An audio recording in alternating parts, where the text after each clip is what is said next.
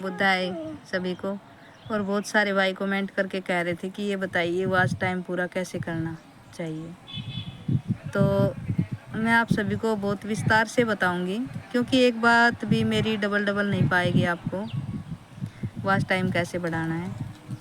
सबसे पहले तो आप वीडियो डालने का टाइम बनाओ। वीडियो एक ऐसा टाइम बनाओ जिसमें आप सुबह 6 तो शाम को भी 6 से 7 के बीच तक डाल दो, शाम को भी ऐसे ही। और भाई दिन में डालो 1 बजे, क्योंकि सभी का लंच का टाइम होता है। तो और क्यों ना है तो कोई थोड़ी देर तो देखेगा। और बड़ी वीडियो ही 1 बजे डालना, बड़ी वीडियो से वॉच टाइम मिलता है। वॉच टाइम के लिए ही मैं बना रही हूँ, वॉच टाइम के लिए आप लोगों को बता रही हूँ। और लाइव आना भी शुरू कर दो। मैं ये नहीं कहूँगी कि ग्रीन स्क्रीन वाली लाइव में आपको बहुत सारा वॉच टाइम मिलेगा, लेकिन आप कोशिश करके तो देख ही सकते हो। मैं तो भाई फेस लाइव ही आई थी, ग्रीन स्क्रीन तो बस 1-2 बार ही आई थी। और आप सभी का बहुत अच्छा सपोर्ट मिला, बहुत अच्छा सहयोग मिला। और एक बात और कहूँगी, मैं सबकी लाइव में देखती हूँ, सभी करते हैं सपोर्ट मैसेज से भी उतना वॉच टाइम नहीं मिलता है जितना हम एक दूसरे से बात करते हैं जब मिलता है। अगर आप मेरी बात समझ रहे होंगे तो मैं यही कहना चाहूँगी कि आप सपोर्ट मैसेज की बजाय, तुमने सुना होगा लोगों को कहते, और तुमने अपनी किताबों में भी ऐसे गीत पढ़े होंगे और ऐसी बातें सुनी होंगी, और तुम भी जैसे जैसे बड़ी होती जाओगी तुम्हें इस बात का अनुभव होगा कि बचपन में जो सुख और आनंद था वो बाद के दिनों में निरंतर कम होता जाता है। बूढ़े लोगों से पूछो, वो कहेंगे बचपन में बहुत आनंद था, और उसके बाद फिर कोई आनंद नहीं। और उनका मन होता है कि वो वापस बच्चे हो जाएं, फिर लौट जाएं बचपन में। लेकिन जिंदगी में पीछे लौटना तो असंभव है। लेकिन ये बात कि लोग कहते हैं कि बचपन बहुत आनंद का काल है, क्या अर्थ रखती है? ये देखने में बहुत अच्छी मालूम पड़ती है, ये बात बहुत गलत और बहुत खतरनाक है। इस बात का ये मतलब है कि बचपन के बाद जिंदगी रोज ज्यादा से ज्यादा दुखी होती चली जाती। होना तो चाहिए था उल्टा, होना तो ये चाहिए था कि बचपन के बाद जिंदगी रोज रोज ज्यादा खुशी और आनंद से भरती जाती, क्योंकि बचपन तो है शुरुआत। बुढ़ापे के अंतिम दिन सर्वाधिक आनंद के और शांति के और संगीत के दिन होने चाहिए थे, क्योंकि जीवन विकसित हो रहा है। अगर जीवन विकसित हो रहा है तो बचपन तो शुरुआत है, प्रारंभ है, बुढ़ापा पूर्णता है। तो बुढ़ापे में आनंद, बुढ़ापे में उपलब्धि, बुढ़ापे में ऐसा लगना चाहिए था कि हम जीवन जिए और हमने कुछ पाया। लेकिन लगता है ये कि बूढ़ा आदमी कहता है कि बचपन के दिन बहुत अच्छे थे। इसका मतलब साफ है, उस आदमी के जीवन की दिशा ठीक से नहीं चली, उसने जीवन की कला को नहीं जान पाया। वो जीवन कैसे विकसित हो इसके रहस्य को नहीं समझ पाया।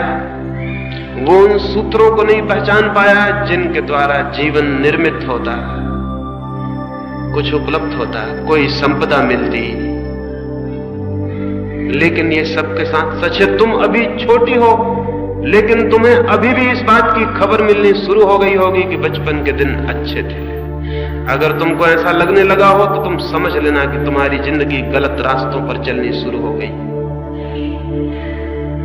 खुशी बढ़ती जानी चाहिए, जीवन के साथ आनंद बढ़ता जाना चाहिए। रोज रोज लगना चाहिए कि कल कुछ भी न था, आज जो है उसके सामने। हर दिन जब आए नया दिन तो वो और बड़ी खुशी और बड़ा संगीत और बड़ा सौभाग्य लेकर आना चाहिए। तभी तुम समझना कि तुम्हारा जीवन ठीक दिशा में चल रहा है। नहीं तो जीवन तो एक पतन हो गया। बचपन में थी खुशी और बुढ़ापे में दुख, तो जीवन तो एक पतन हो गया, विकास नहीं। नीचे गिरना हो गया, ऊपर उठना नहीं।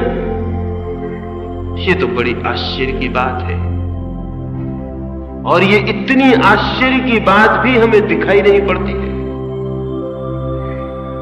पहली बात, जीवन केवल उनको मिलता है, जीवन के आनंद को केवल वे ही उपलब्ध होते हैं जो जीवन की कला को, आर्ट ऑफ लिविंग को सीख पाते हैं।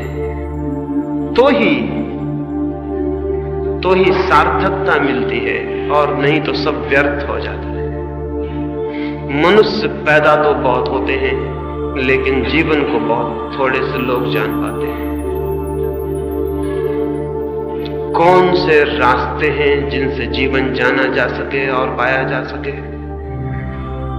पहली बात, बिल्कुल आधार में, बुनियाद में जो बात जाननी जरूरी है वो ये, जो मैंने जड़ों के संबंध में कही। जीवन की कला, सबसे पहले जीवन की जड़ों को जानने की कला है। ये जानना जरूरी है कि मेरे जीवन का केंद्र कहां है, जहां से प्राण शक्ति पाते हैं। वो कहां है? वो बाहर है या भीतर? वो मेरा शरीर है या शरीर से भी कोई और गहरी चीज? कहां से मेरा जीवन प्राण पाता है, कहां से शक्ति पाता है, कहां से मेरे जीवन का सारा आधार है? निश्चित ही, जैसा मैंने कहा, अगर हम किसी वृक्ष के पास जाएं तो जड़ें दिखाई नहीं पड़ती। जड़ें तो जमीन के भीतर छिपी होती हैं। क्यों छिपी होती हैं जमीन के भीतर, कभी सोचा? जमीन के भीतर इसलिए छिपी होती हैं कि जीवन का जो भी काम है, जीवन की जो भी प्रक्रिया है, जीवन की जो भी रहस्यपूर्ण विकास की गति है, वो सब मौन, शांत, एकांत में कार्य करती है। अगर हम किसी आदमी को 10-5 दिन न सोने दें, वो पागल हो जाए। क्यों? क्योंकि जीवन की जो भी गति थी, स्वास्थ्य का जो भी क्रम था, वो सब नींद में काम करता था। जब आदमी सोया हुआ था, तब उसके सारे प्राण काम में संलग्न हो जाते थे। एक आदमी को हम जगा रखें 15 दिन तक, वो पागल हो जाएगा। और ज्यादा दिन जगा रखें, वो मर भी जा सकता है, आत्महत्या भी कर ले सकता है। चीन में पुराने दिनों में आदमी को सजा देते थे, तो सबसे बड़ी सजा यही थी कि उसको सोने न दिया जाए, उसे जगाए रखा जाए। 2 सिपाही खड़े रहेंगे 24 घंटे और उसको जगाते रहेंगे, उसको खीलियों से छेदते रहेंगे ताकि वो सो न पाए। और 2-4 दिन के भीतर ही वो इतनी असह्य पीड़ा अनुभव करने लगता था, चिल्लाने लगता था, पागल हो जाता था, सिर दीवारों से फोड़ने लगता था। मौत से भी ज्यादा पीड़ा उसे झेलनी पड़ती थी। क्या हो गई तकलीफ ये हो गई कि जीवन की शक्तियां जो काम करती थी, जिनसे रोज रोज ताकत मिलती थी, जिनसे रोज रोज बल मिलता था, रोज रोज थकान मिट जाती थी, वो काम करना उन्होंने बंद कर दिया। क्योंकि उनके काम करने के लिए जरूरी था कि सब मौन हो जाए, शांत हो जाए, चुप हो जाए।